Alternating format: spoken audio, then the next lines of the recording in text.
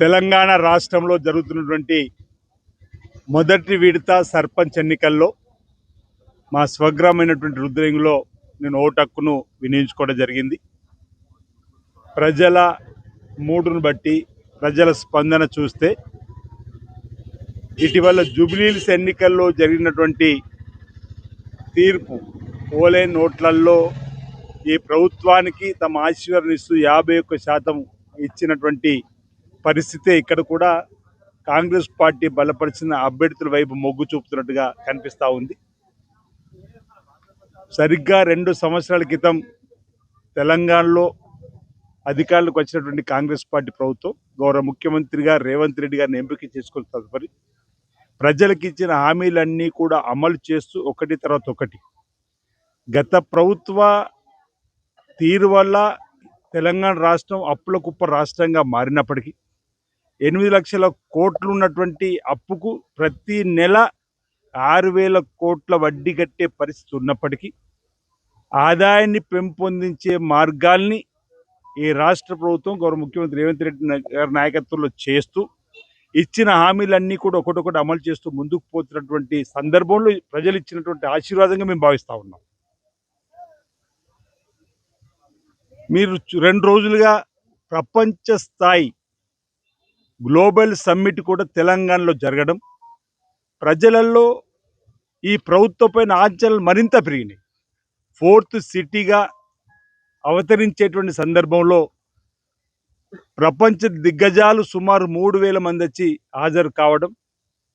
5,75,000 తెలంగాణకు ఈరోజు వచ్చేటువంటి సందర్భంలో లక్షలాది మంది ఉద్యోగాలకు అవకాశాలు స్కోప్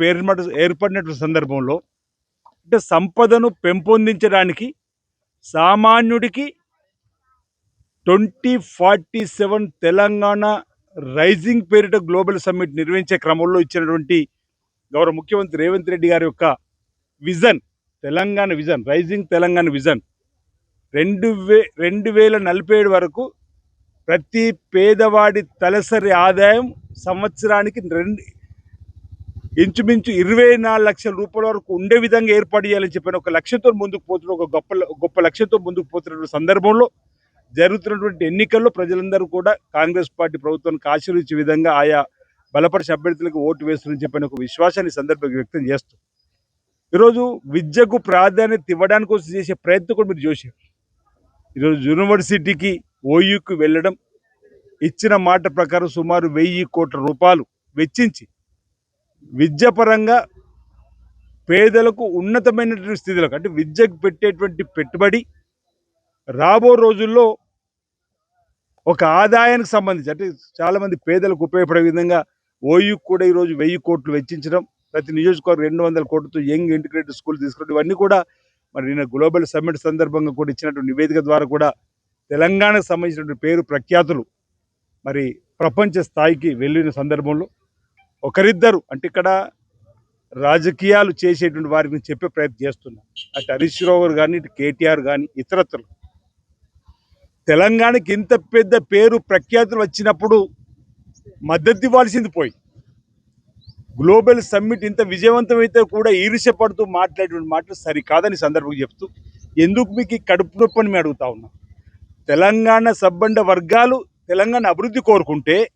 ఒకరు మీరు మాత్రమే విద్వేషపు వాట్సాప్ గ్రూపును దుబాయ్ ద్వారా